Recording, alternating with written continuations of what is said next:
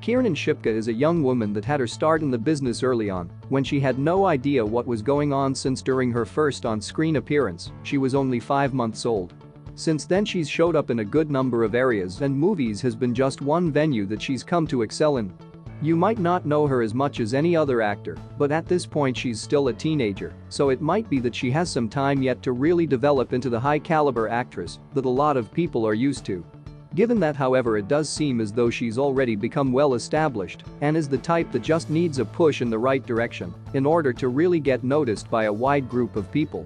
After all, she is an award-winning actress, so she has what it takes to accept bigger and more prominent roles. Here are some of her best movies thus far.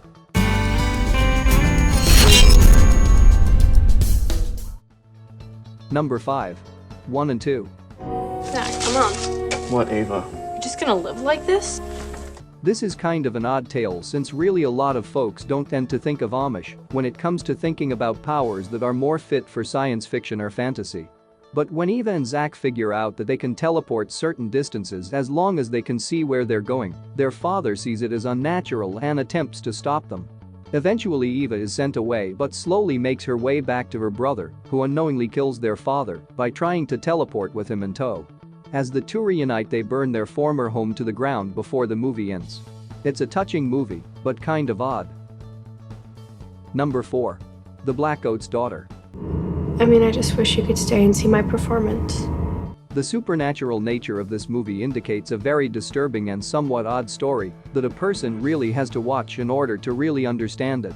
But when two young students are accidentally left at a school all on their own, they begin to experience rather terrifying things that they can't fully understand. While one young woman is trying hard to reach the school, the two young women within its walls are just trying to survive as best they can. Among the many movies that have come out over the years, this one seems to be among those that needs to be seen at least once in order to share the experience. Number 3. Very Good Girls. Admittedly, she's kind of a bit player in this movie, since it focuses largely on Lily and Jerry, two best friends who fall for the same guy and end up going through emotional hell since he wants Lily, but is pushed on Jerry by Lily out of her own personal sense of guilt that Jerry wanted him first. You can kind of see how this has a Springer-esque feel to it, but it gets even more intriguing as the story goes along, and David makes his feelings known as to what Lily should do if she really wants to keep her friends around. The ending might seem like a man's fantasy, but there is a deeper meaning to it apparently. Number 2. Flowers in the Attic. If you think you have problems with your parents, then you should watch this movie at least once and be reminded that nothing in life is quite that bad as this. Not only does Corinne abandon her kids to live in the attic, she actively seems to forget that she has them as she leaves them to the unkind mercies of her mother, who is about as mean as anyone can get. Throughout their ordeal, however, the kids learn how to get by and eventually find a way to escape, after which time they eventually decide to vow revenge on their mother. Now, if you think your family is bad, chances are they're nothing compared to this bunch. Number 1. Fangirl. Darvan has no filter. Normally I wouldn't know someone like Darvan given that I'm a sophomore and he's like 20 years old or something. I don't even know.